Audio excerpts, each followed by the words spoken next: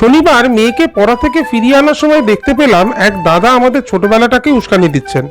নানা রকমের আচার সাজিয়ে বসে আছেন।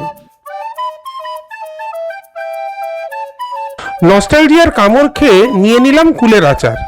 কিন্তু এ প্রজন্মের কাছে কুলের আচারের থেকেও পিৎজা বার্গারের মাহাত্ম্য অনেক বেশি। দেখলাম আমার মেয়ের কাছেও ঠিক তাই। এরপর এলো আমশির আচার। আর পারা যাচ্ছে না, কখন যে খাবো। ভাবলাম মেয়েকে একটু কারেন্ট নুন খাইয়ে দেখি কেমন হয়। দেখলাম খুব কনভিন্সিং লাগলো না। প্যাক করে নিয়ে এগিয়ে চললাম বাড়ির দিকে। রাইকে খাওয়ালাম আমশি।